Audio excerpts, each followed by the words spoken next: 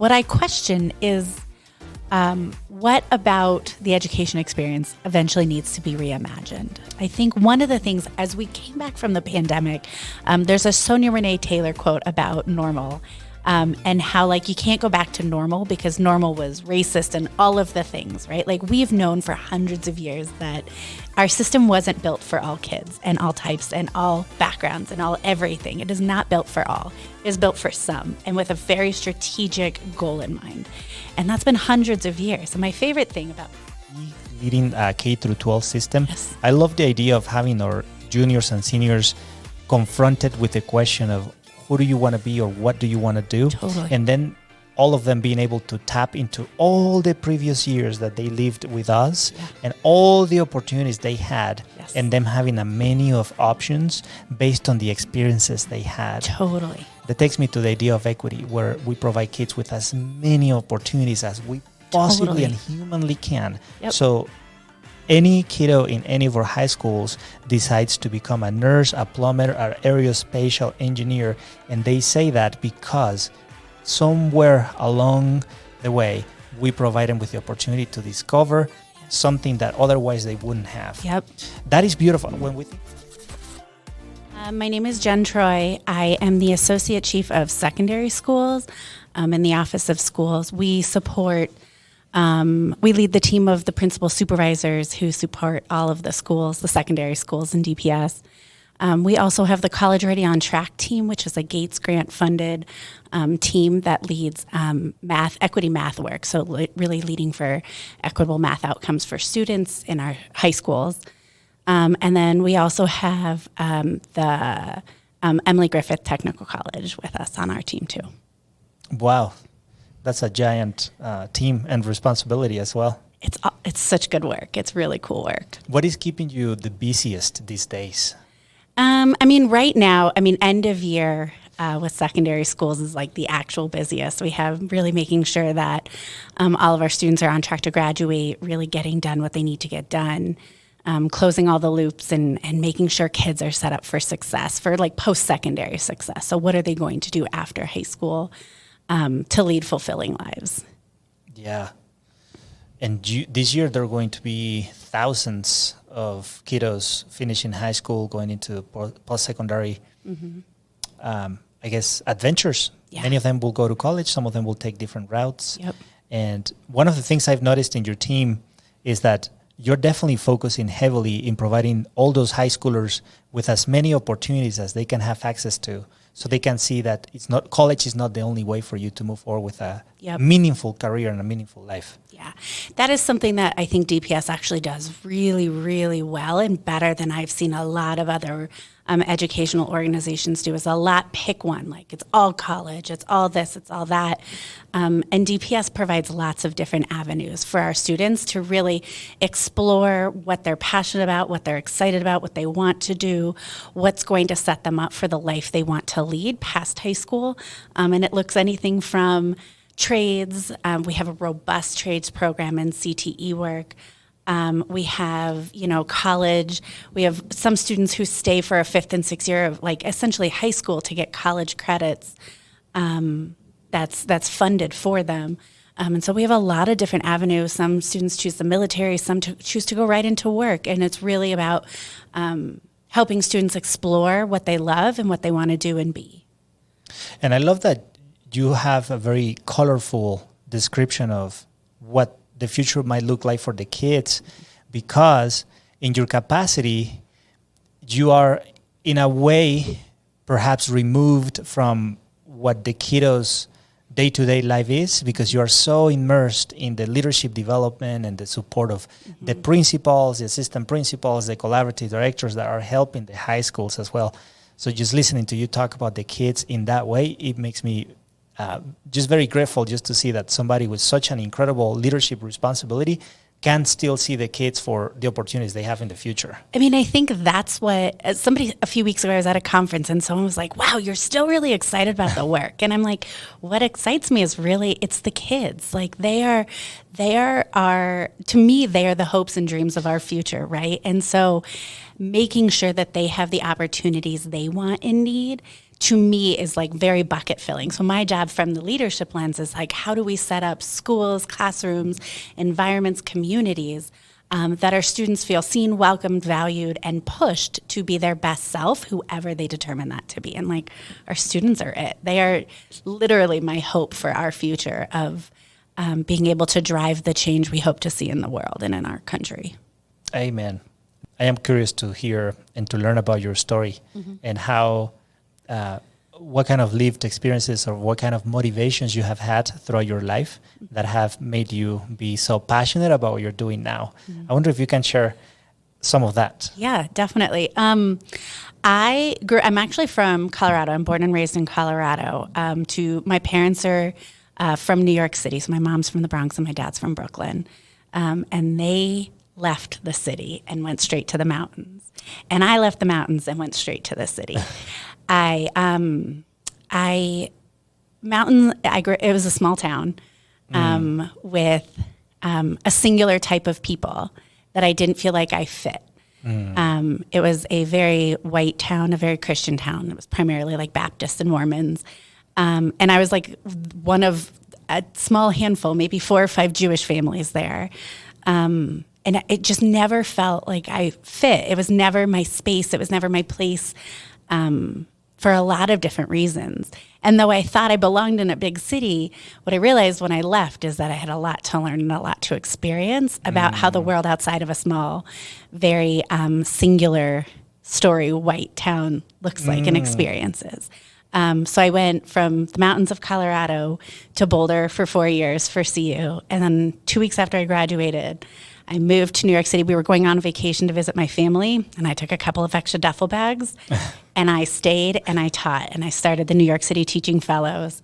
And so I did my summer school teaching in a high school out there, and learning just, what I would like to, the way I view it is that I have learned as much from the students and communities I've served in as I hope that they have from me. Like, I would say I'm an entirely different person than I was from 18 to 21 to now edging in on 40 this year. Like, I think that I'm a really different person, and it's because of my lived experiences as an adult and having the opportunity to work in education that I think I am a dramatically different person in almost every way. Because I've learned a lot from the students and communities and my coworkers and all the things. How did you end up when or what happened that made you come back to Denver? So my husband and my families both were still in Denver. So my husband's actually an East High School graduate. And so when we left Boulder, we met in Boulder at 19. When we left Boulder, we knew that it may not be a permanent move. We knew that there was a chance we needed to come back. And so we were thinking about having a family. The Bronx, we were like literally paycheck to paycheck in the Bronx. And so we really wanted to move home to be closer to family for support if we were going to have kids and just to kind of be able to afford a house. At that point, Denver was like moderately more affordable than it is now. And so in 2010, we moved home. And I just started teaching back in Denver. Oh, okay. Yeah. So you kind of transitioned from teaching in New York to Denver. Exactly. Were you or are you able to make any connections between the urban life and educational background or educational practices in a huge city like New York and Denver, or the environments are relatively different? I would say there are a lot of similarities. Though it's like one borough is bigger than all of DPS. The size is enormous. So to think of like New York City School District, it is gargantuan. And so what I would never want to do is be tasked with running that big of a space. But like, there's a lot of similarities. And I've recently also had the opportunity to visit a few other urban districts. I was in DC and LAUSD. And one thing that's really interesting is all of the big school districts are experiencing a ton of the same things. And it's actually been really good to sit and find out and learn from folks like, how are you approaching this? What are you doing for this? And it's been really a give and take. Some places haven't started the science of reading. And at first my jaw hit the floor because I was like, what? Denver's been doing that for a minute now, right? Like, we're on year 3.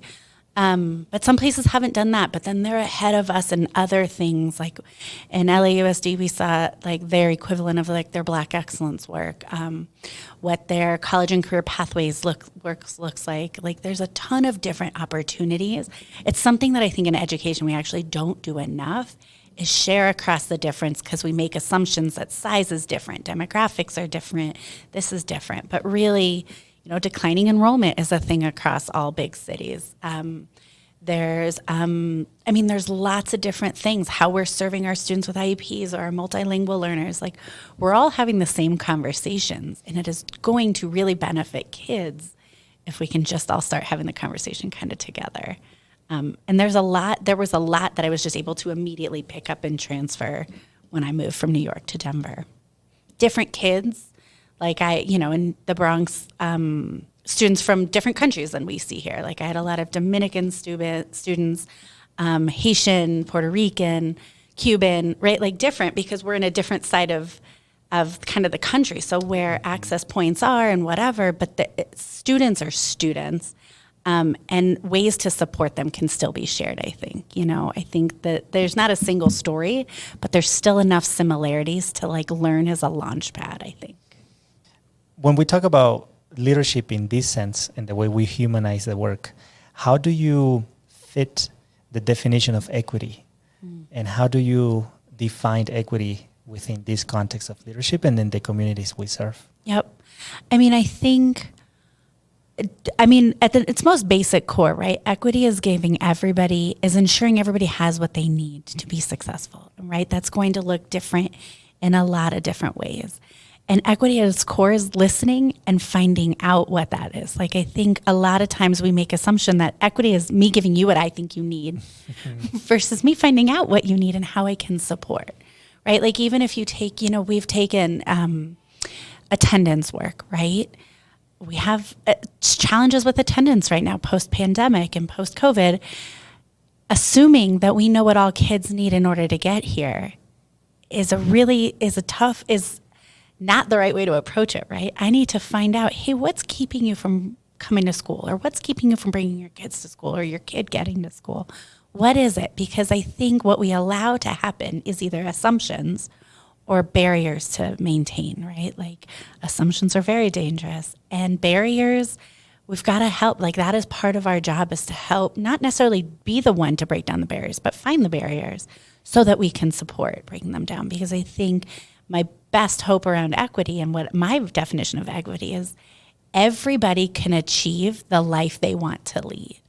And so that is beautiful. The end result, yes. Right? And our responsibility through equity work is, what do we need to do to support that? How do we help that journey along the way and not hinder it and add to barriers, leave the barriers?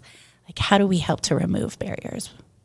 I think that's what DPS is all about. Yes. When we talk about equity and making sure that all those little ones, whether they're 5, 3, 4-year-olds or 19 or 20 years old, that they see themselves along the journey, and that we all are on the sidelines with them, yes, and alongside with them to give them those opportunities. When you think about education and you think about, all the work that we're doing these days and these years, how do you see the future of the classroom? What do you think classroom instruction is going to look like 30 years from now? I'm so glad you asked this, because part of what, in some of the visits we've just recently come on, and I was also at a Carnegie conference, is what I question is, what about the education experience eventually needs to be reimagined? I think one of the things, as we came back from the pandemic, there's a Sonia Renee Taylor quote about normal, and how you can't go back to normal because normal was racist and all of the things, right? We've known for hundreds of years that our system wasn't built for all kids and all types and all backgrounds and all everything. It is not built for all. It is built for some, and with a very strategic goal in mind. And that's been hundreds of years. And my favorite thing about the pandemic, because there were lots of challenges, is that in 2 weeks, we took school and made it virtual.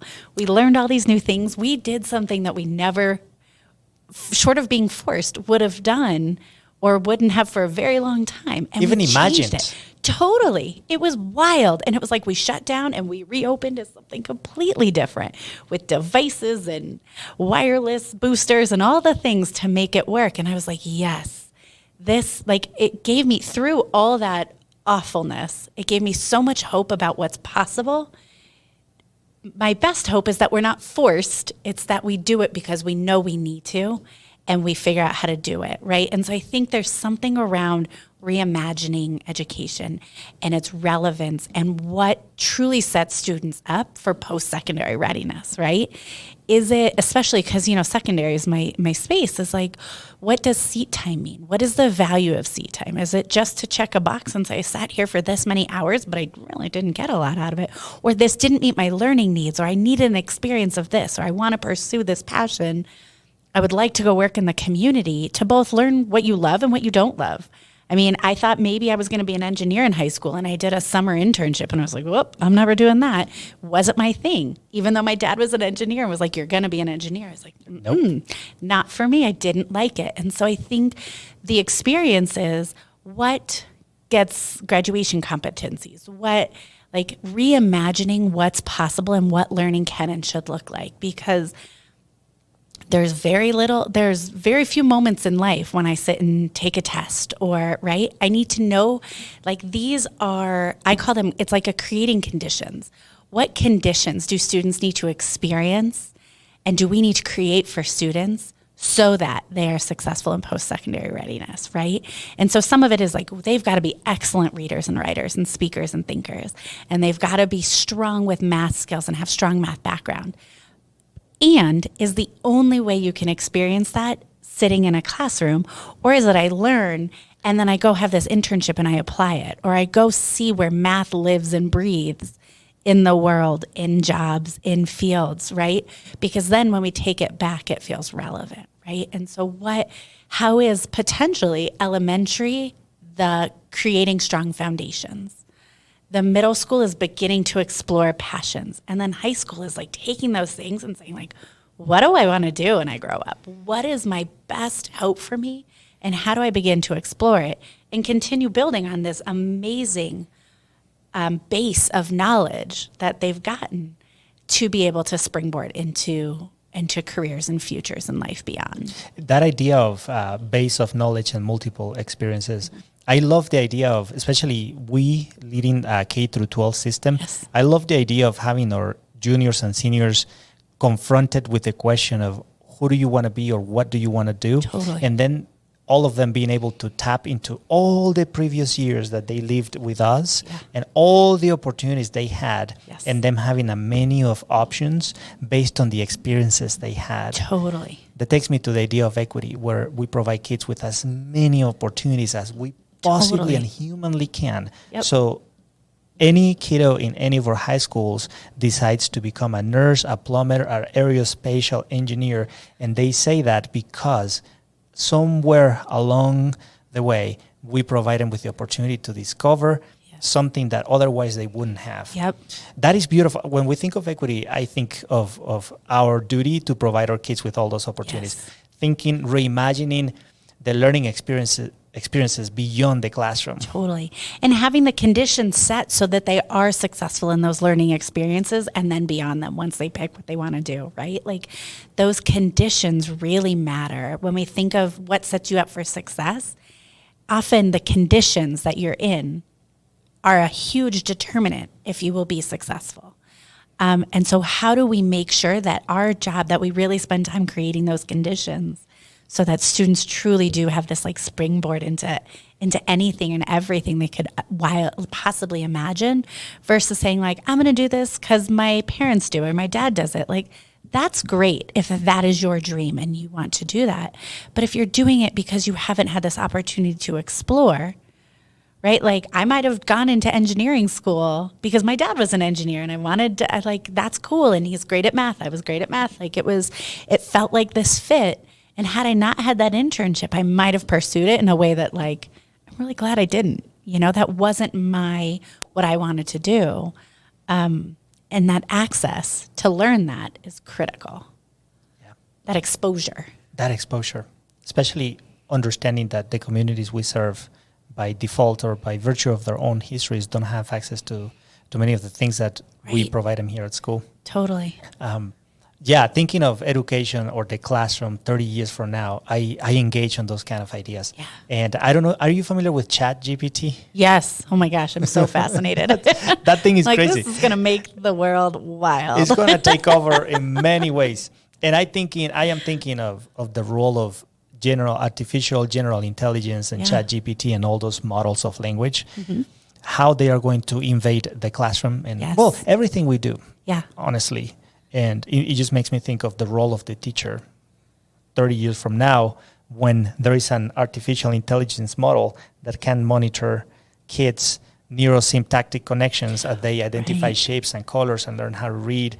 I become sometimes a little bit afraid, but also curious about, can a virtual reality goggle that associates sounds with colors and shapes be able to teach a 5-year-old to read faster than an actual teacher? And if that is the case, should we move forward with replacing the teacher?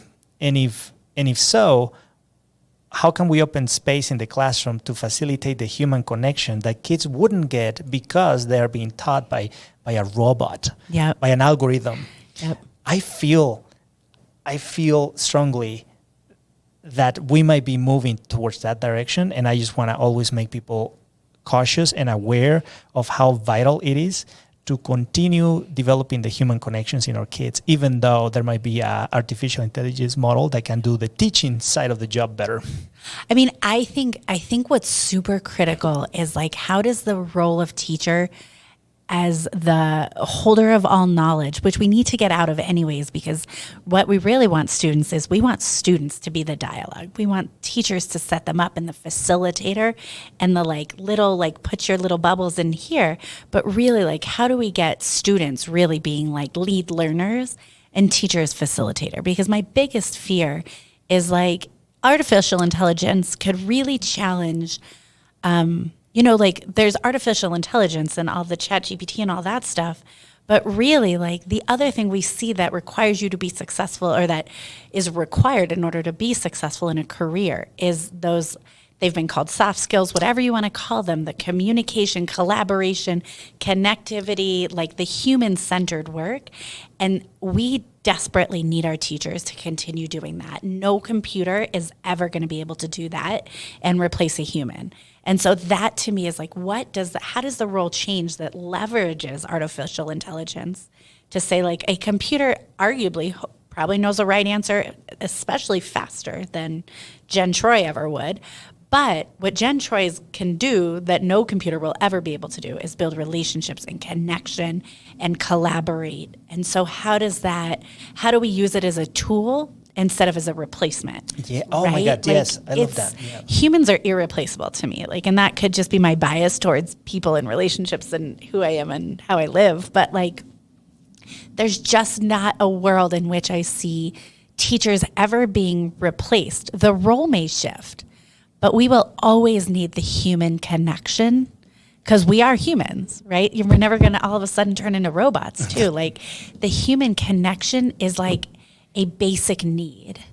And so our people will do that. Our teachers will do that. Our leaders will do that. Even if we have all of this robot checking your math homework or whatever, I can't even begin to imagine. It blows my mind. But to me, a human is irreplaceable. I hope so. Me too. I mean, it's my biggest fear. It will not be a world I want to live in if humans get replaced as the core of the work, right? That interaction. Even when you go to the grocery store, you can do your self-checkout, or you can wait 5 extra minutes and talk to a person. And there's some days when I'm just I would prefer this, and some days I prefer this, but it cannot be. My biggest fear is, again, an either or instead of a both and. How do we live a both and rather than try being forced to make a false choice? Yeah. Yeah, 100%. And I hope that I really, really love what you said. I haven't heard that before. The idea of using those models of artificial intelligence as a tool instead of having them replace every possible thing we do. Because typically when those technological advances come to play in society, there is an economic advantage of those who have it.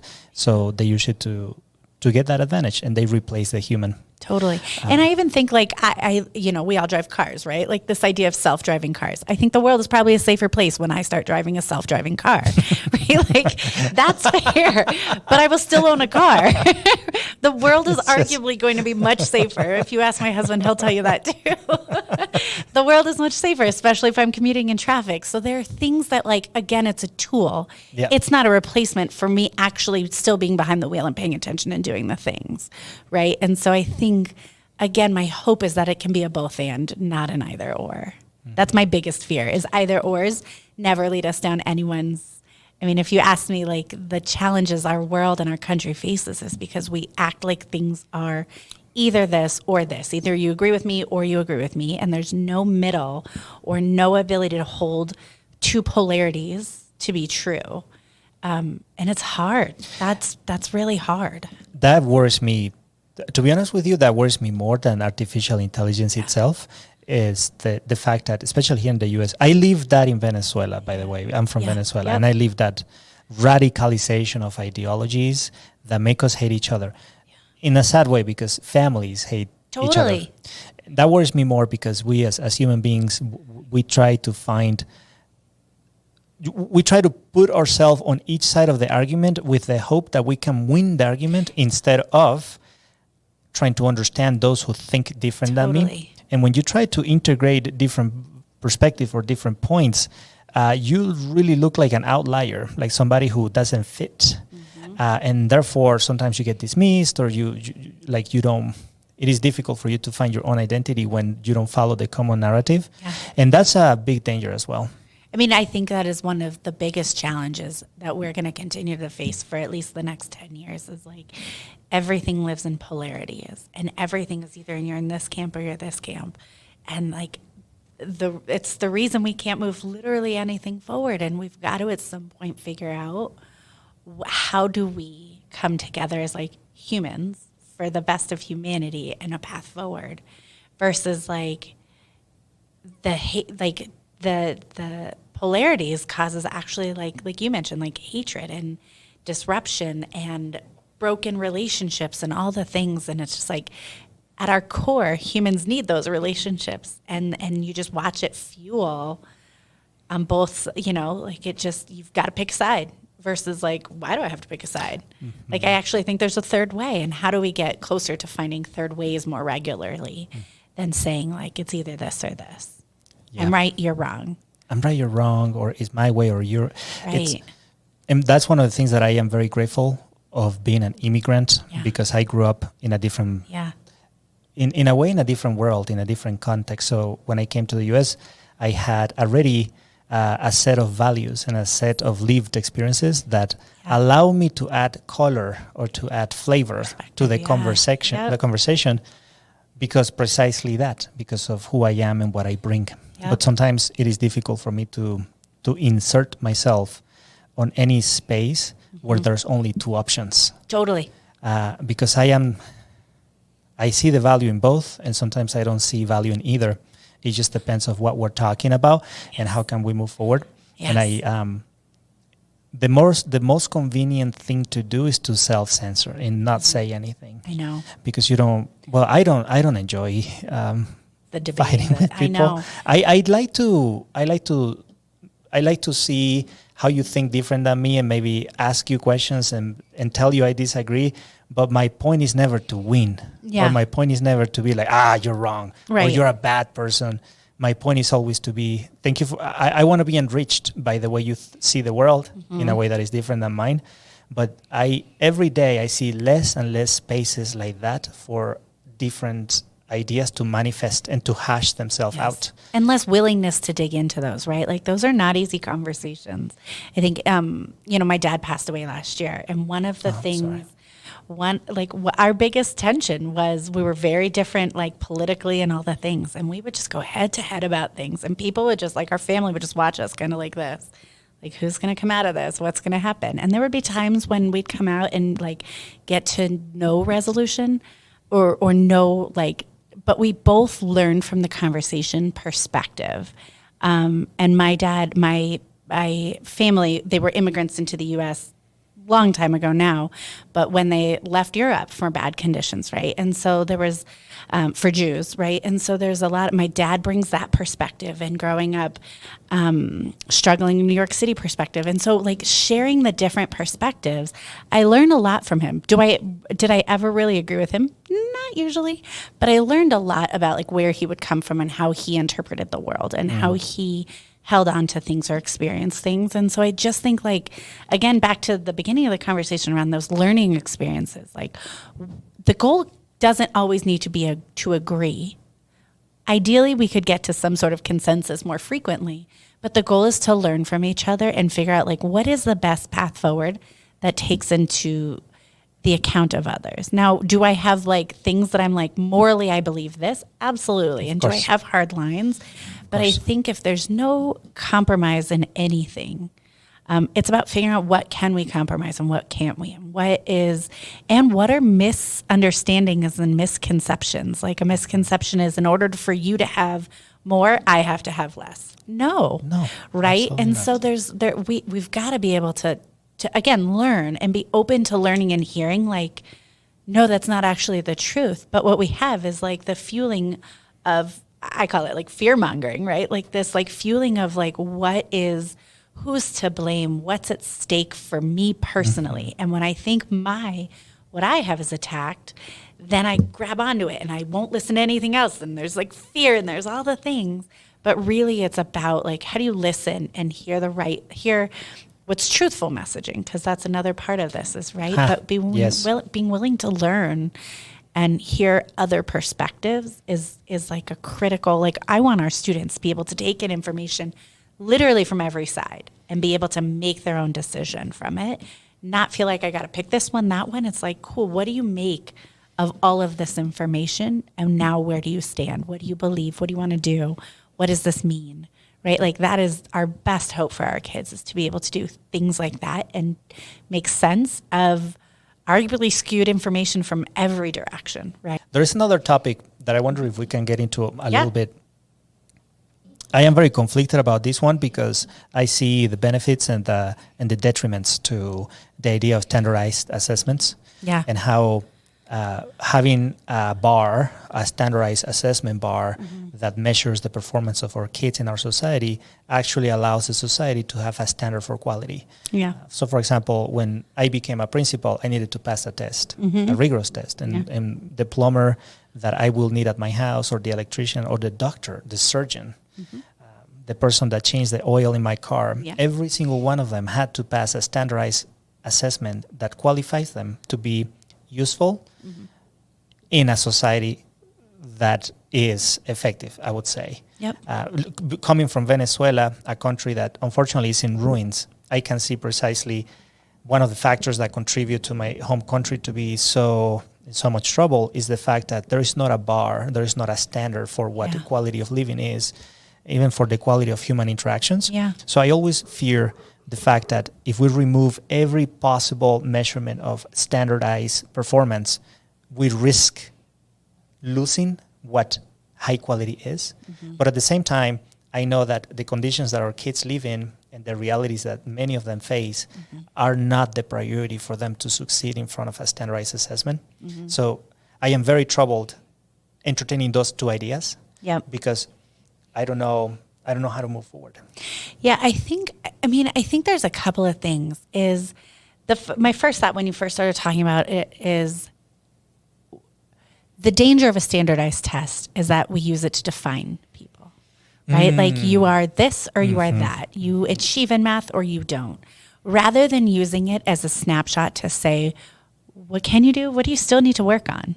Right? And our responsibility is to get that there, right? Like there needs to be, especially when you're talking about equity, there needs to be, because what we see in standardized tests is that some succeed and some perform outrageously well on it and some don't. And we've got to ask ourselves why. And like we can argue flawed tests all day, right? Like no one's going to say the tests are perfect. But until those either the tests change, the assessment changes, we can talk different formats, whatever, those continue to be the barriers for entry to things, right? And removing them cannot be the answer either, because to you, like you said, like, do you want a doctor operating on you, a surgeon operating on you who hasn't passed the necessary test to be able to operate? Like, oh, that feels risky, right? Like, do you want someone driving a car who's never taken their driver's test? No, that also feels risky, right? Like, there is value in the assessments, and then there's the risk of letting them define who we are as humans, right? And like, is it a one shot and you're done, and then you never ever again get a chance to show how much progress you've made, right? I think there's multiple data points too. Like, there's the standardized tests, and then there's the need for other data points, like a body of evidence for yes. what else demonstrates. How else can this student demonstrate proficiency in this? Like, demonstrate this, show us that they can, if testing isn't their modality of demonstrating proficiency, right? But I think the challenge of saying we can't rely on data or tests is that there becomes no North Star. Like, what are we working towards, right?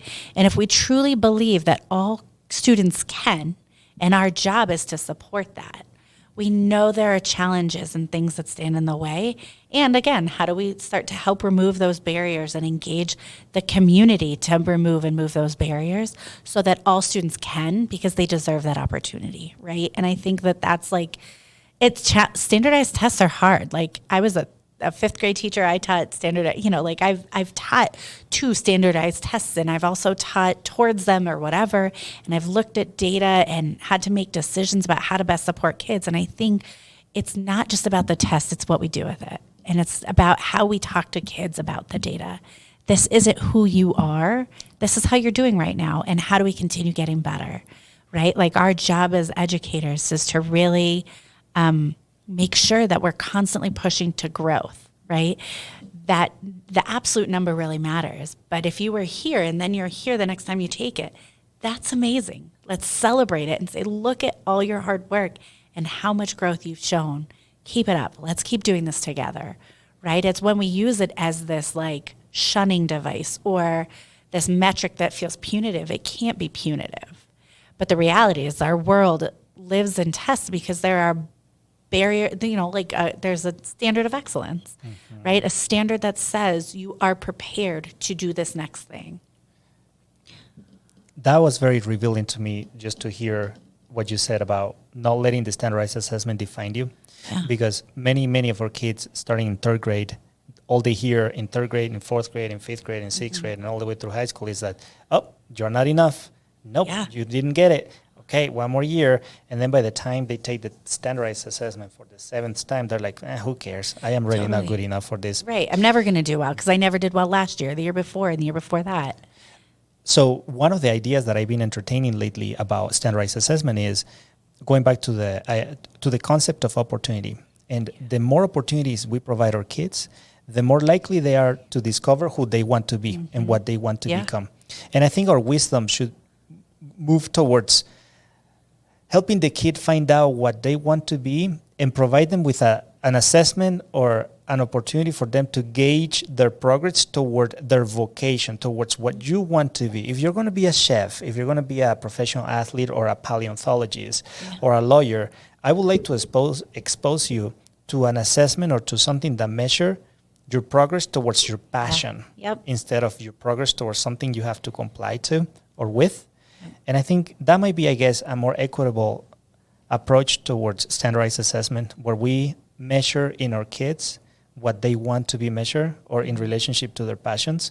I'm just thinking about kids who might not be super literate in, in understanding conceptual ideas about a text that has nothing to do with their lived experiences. But if you ask them questions about playing the guitar or about, rainforests, they might tell you all about it. And just by virtue of what you're asking them to answer, it determines the outcome of how they perform. Yeah. So I don't know. I'm just thinking of more like thinking of standardized assessment, keeping the standardized element of it, but diversifying it enough that kids can actually feel motivated to take it because it's measuring something they're passionate about. I mean, I think there's all kinds of opportunities in assessment. I think the danger would be removing it because we need to know, like math. You take a CMAS test.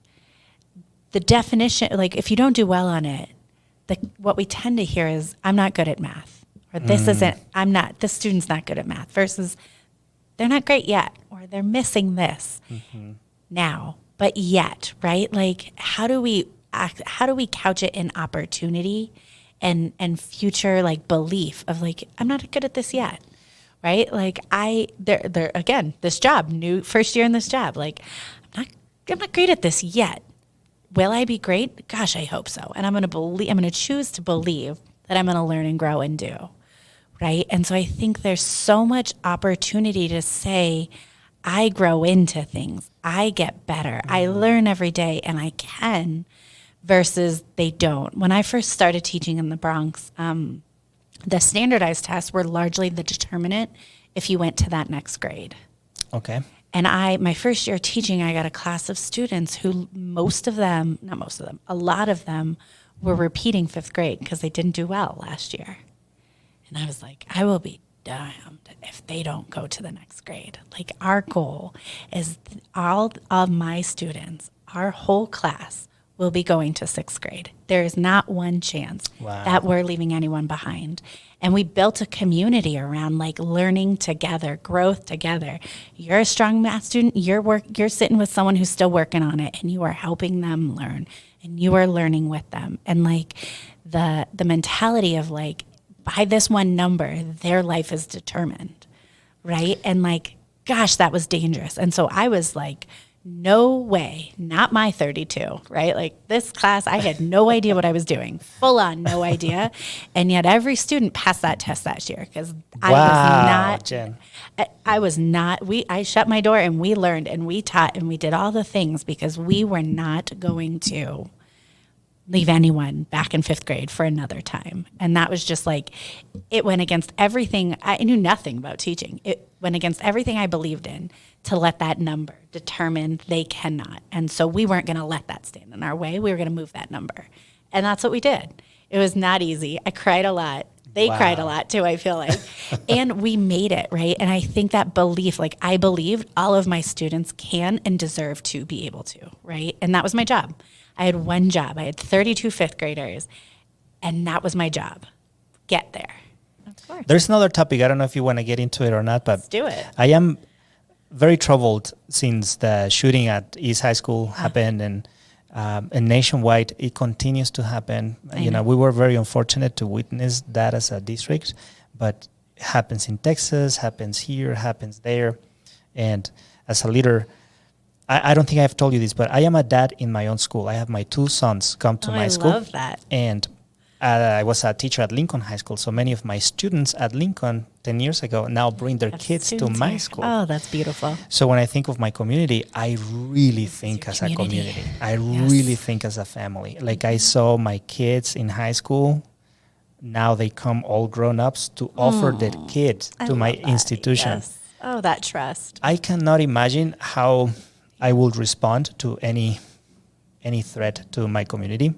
And I know it touched you also deeply and very profoundly, because those are the schools that you lead, right? Those are the people you serve. And I just wonder, where do you stand with regards to the best ways to move forward?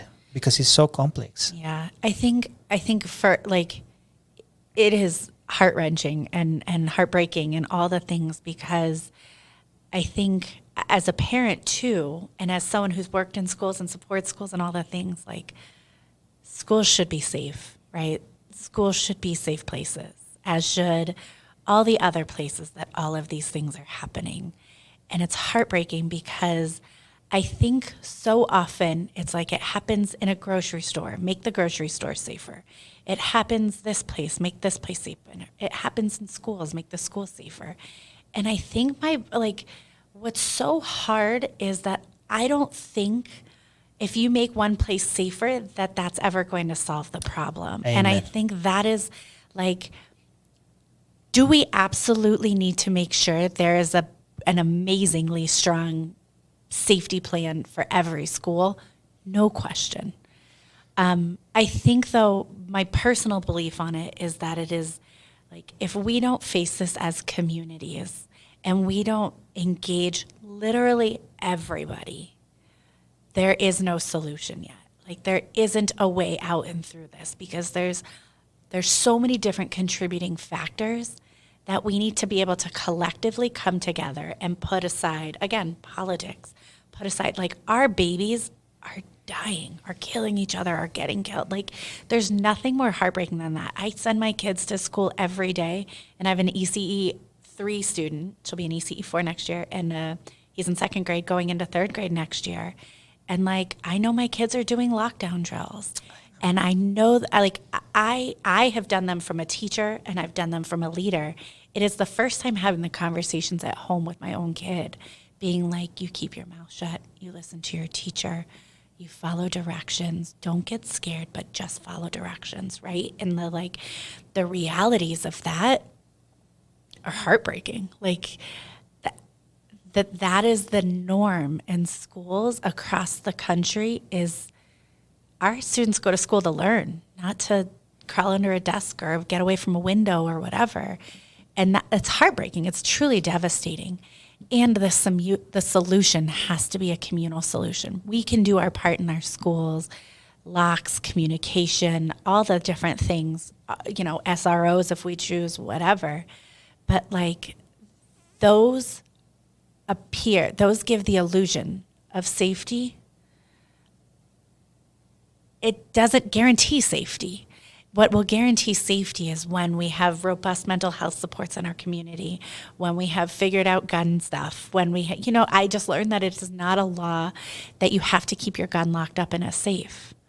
It's not a law. It's not a law. What? That's crazy. Right? Like gun safety and like the opportunities to get illegal guns, the different things. I think the biggest challenge is if we don't come together and say like our commitment is keep people safe. Number one, first and foremost, the most basic human need that people have is safety, right? If we can't come together and say we all agree on this and like we've got to find a way forward, like to me, my biggest fear is there's no safe place. I hear people saying like schools are unsafe. In my head, the response is nowhere is safe except for like my basement, right? And that's even who knows, right? Like there's our responsibility as humans in a part of a community. Like if you want to go live in the middle of the nowhere, then you have less of that responsibility, and that's a choice. But when you live in a community, the responsibility lives with all of us to say we will all work together to figure that out. We will all be a part of this conversation. And the pointing fingers of like, you didn't, you need to, you haven't yet, why don't you? Like that is, because it happens with every incident, whether it's in a school, in a grocery store, in a nightclub, in all the places on the, and my biggest fear is that until, again, to the earlier conversation, we can come together and have a real conversation about like, what is the goal we're all trying to achieve and how do we get there? Some people carry guns out of fear. Yeah. If I carried a gun out of fear, you would be the first one to know that I would possibly be at risk with it because I'm not great in fearful situations, right? Like I shouldn't be, I'm not the one. But are there other things that are my responsibility? Like what are people's responsibility and how do we get everybody involved in the conversation, including our kids? We have students from East, the Students Demand Action groups, like they are all saying we want a part of this conversation. Let me be a part of this conversation towards a solution.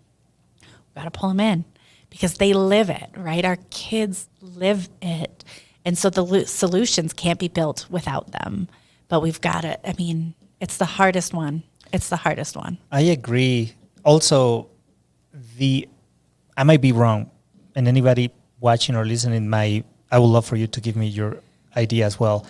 But the more I listen to polarization and radicalization of postures around this topic, the more I'm convinced that the only way to solve this is to compromise a little bit of what you believe and give and take and find the middle point. Totally. Especially because the gun crisis is directly related by how easy it is for you to get something that you just pull a trigger and make bullets rain, attached to the fact that the mental health. Totally. If you think, if you put yourself in the shoes of one of those people that grab a gun and shoot infants, imagine how rotten their mind, their spiritual, like everything within them has already died. Yeah. By the time you go to do that on other people, like your mind is so rot, so destroyed, that we must acknowledge that. And we, like you said, as a community, we must acknowledge how are we behaving collectively, that we put people on those situations where they become so disenfranchised, so bitter, so resentful, so hateful towards their community, that they find it purposeful to go and do that to other people. I think that like that point is really is important, is like everybody, especially post-pandemic, everybody to some degree, in my opinion, is dysregulated, right? Like going into it, we were not necessarily all regulated, but I think coming out, there's not a person, I don't believe, that has not been impacted in some way, whether you know it or not. And the level of dysregulation keeps growing because of all the different things that keep happening. Your day-to-day lived experience, our experiences with media, interactions, things we read, things we see, beliefs we held that have been like further entrenched for whatever reasons. And I think like all of those build a story and then hit that point. And what is our responsibility as a community to reach out to people that may be struggling, to like listen, learn, observe, like body language, real language, social media posts. Like often we find out these things too late. There was a shooting, I think last week, where there was a bunch of white supremacy posts. Like how do we catch that? And how do we support that before it manifests into this, like the ugliest of ugly, where you can take someone else's life, right? Like that is in my opinion, that's the absolute worst thing you can do, is lose such a value for your life and others. Mm-hmm. And do something like that. And that is, to me, a failed society, not just an individual. Like everybody has choices, but in order to make that choice and get to the point that you make that choice, I have to believe that there was a lot of failures along the way for those individuals. It can't just be this. My belief in humans is that you are not inherently bad. Everyone is inherently good, and it's like it is our experiences that mold us in and drive our actions, right? And yes, you make choices, but like your experiences drive towards those choices. And so how do we really take community ownership over that, and really say like our role is to check in with all people and to push and grow people and really support, because the biggest risk we take is that everything, I mean, this is literally life and death, literally. And literally, I can't imagine being a parent of a student. Oh my God. I can't imagine being even a witness, let alone involved in any way. It is such, this is the most urgent thing we can do. As a community, as schools, absolutely. But as a community, it is bigger than us. Schools will never solve this problem by ourselves. I Never. agree. Never. And to act like, and to put that responsibility on, I think is it's heartbreaking that someone would expect that that's the response. We are educators. And yes, like mental health educators, like all the different educators, but there's more, right? There's more needed, and it cannot just be a school's responsibility. No, it is so irresponsible. Yeah. It is irresponsible. It is almost perverse, cynical to presume that teachers and school leaders and everybody who already have a big task to provide an academic development to our kiddos to also be responsible for solving the gun. Totally. I don't know if obviously it's a gun issue because people are murdering, slaughtering other people with guns, but the issue starts before you put your hands on a gun. I guess that's what I've been reflecting on lately. By the time you grab a gun, you have already become the murderer human being that you're about to become. By the time you make a plan, buy bullets, steal or get or buy or whatever it is that you do with a gun, by the time you get there, you have already died inside. You're right. Something has shifted. There has been a monumental shift to where you don't value others or your own life, right? Like that is, you don't just wake up one morning and say, I'm going to go shoot blank, right? Like There are some cases, like I think there's impulsive things and situations. And I was in high school when Columbine happened. I was like 20 minutes from Columbine growing up. And so we were under lockdown that day. And I remember being like, what's going on? And then we heard there was a school shooting. And then afterwards, it was literally mind-blowing that this could happen. And then you see the list of how many have happened since then. I think that was 90s. It was in the late 90s. I don't remember what year. And literally there have been hundreds. I actually have that data. Alone. Do you? Yes. Gosh, I left my laptop. There has been over 330 some shootings. Hundreds. Thousands of people have been injured, murdered, or been a part of only school shootings. In 2021 or 2020, American people were safer in the middle of Afghanistan than in schools. I mean, wild, right? And I remember thinking after Columbine, this will never happen again. We will do all the things to make sure never again. I even think that might have been the slogan, was never again, right? Like the world stopped, at least in Colorado, when that happened. Yeah. And I think the most tragic thing is that the world no longer stops when these things happen because they are so frequent. And that's how you know we've got real work to do. Right? Like the world no longer stops. You can list any one of them and say like the schools maybe shut down or like a small community maybe does. But Columbine, literally everything in Colorado shut down after that. Everything. I mean, it was like we were stunned. You could hear pins drop everywhere. I mean, it was just, and going back into school after that, it was like, oh my God. And I remember the conversations being like, what kind of kids and what, like, we were stunned. And now it's like it happens and there's rage in the community, but not rage everywhere. And not everybody feels that rage and that sense of urgency. Unless you're directly tied to the situation or the work, like schools, for example. But like, I feel pretty ragey about it. Like I feel deep rage and urgency to solve it because I send my own kids to school. And my personal perspective is that 90,000 people or 90,000 students are in our care every day.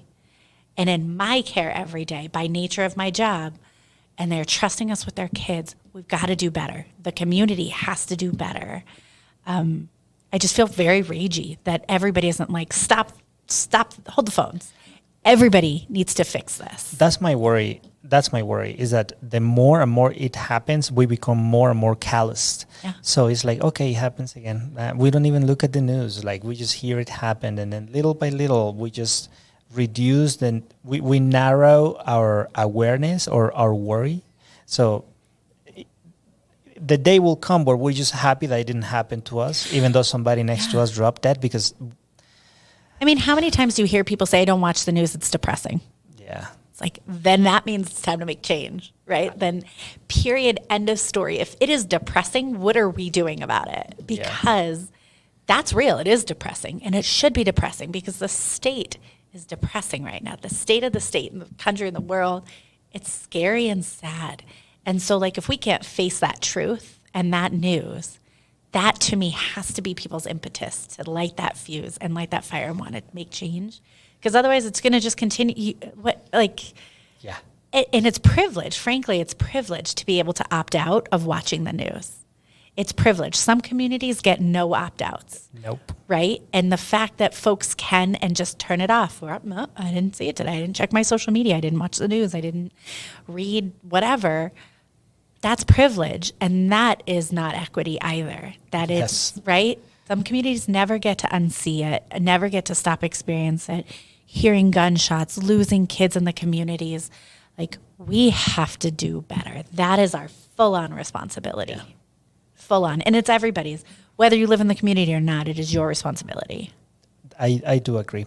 And you have said through the course of this conversation, you have said super valuable things to me, and I really appreciate you bringing those, like humanizing the work, making sure that it's in addition to the outcomes, because we need to move towards something, is also checking in on the humans that are part of the work, humanizing that work. And putting people at the core of what we do. And also going back to the idea of our kids. If we believe that our kids are truly the solution to every problem we have, why don't we, in a way that is appropriate to them, present them with some of the challenges that we face as adults and allow our kids to take a shot at helping us solve those things. No question. And create spaces for kids to disagree with each other, Yes. to debate, to come up with innovative ideas and solutions that move them forward and towards addressing real challenges that they will encounter when they grow up. So when I think of education and 30 years from now, that's where I kind of see also trying to create spaces like this where we change the conversation and we bring awareness for those little ones. Yep. I think my best hope is that we invest deeply in education.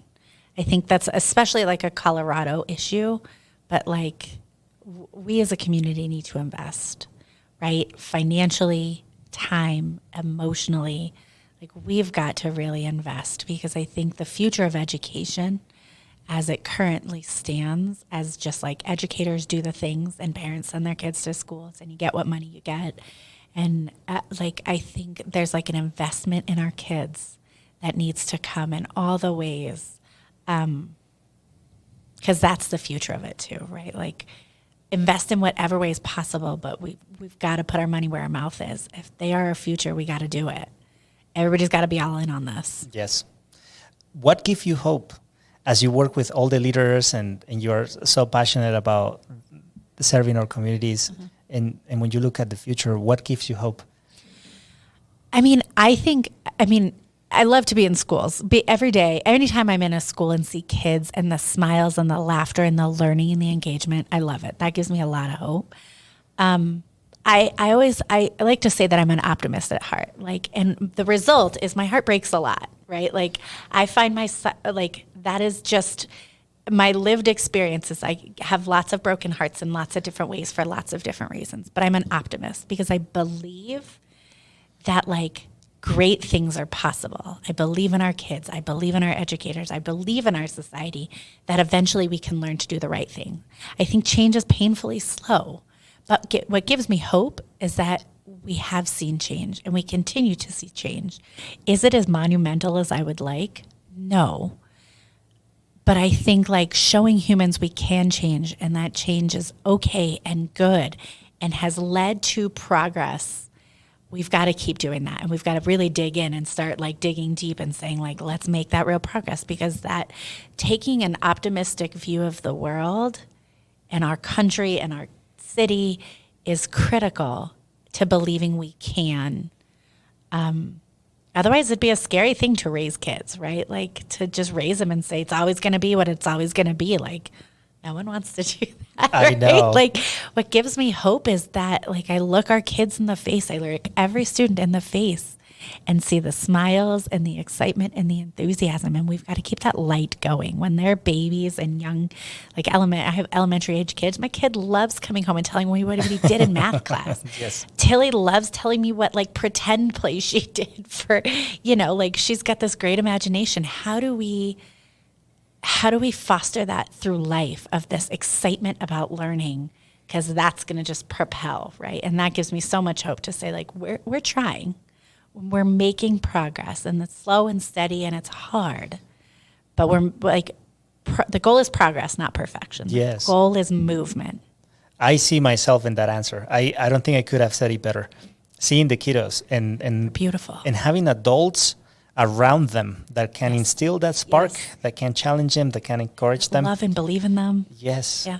Seeing schools seeing school as that place where kids can manifest their potential, and seeing all of us as the agents that can set them up for that manifestation, it kind of makes me feel that I have a first class seat to watch and witness the future unfold itself. Our work is literally the most privileged work. We are literally watching the future emerge, and it is the most no day is ever the same, and it is just this opportunity to be the front row seat. You said it, first class seat, front row seat, to watching the next leaders of our world emerge. And it is amazing to me. It is super privileged work to do. Yes, which is why I really value the voices of all of us who are in those positions, watching our kids grow, having ideas and having the interest and the passion of serving them. Because I think it's, to a degree, it's up to us to change the conversation and to advocate for those little ones. No question. No question. And like, listen to what they really want, right? Like, that is just, it is cool work to hear what kids think is like going to be the next thing to change the world. And some of the ideas are ridiculous, and some of it are like, you really are going to change this world, right? Like, it is, and everybody's going to play a role in it. Yep. They're exciting. Jen, this has been a pleasure. This has been really fun. Thank you for giving me your ideas, your wisdom, your passion, your time. I'm really inspired and grateful. Me too. You have educated me in a few really cool things. So it's really, a mutual really learn, right? Like, every experience a learning experience. I think I learned a lot too today. Thank you so much. Thank you. I really appreciate this time. Likewise, it's such an honor to lead alongside you and to just get to dialogue with you. I really appreciate it. I would love to have you back sometime soon. Anytime. Thank you. Thank you.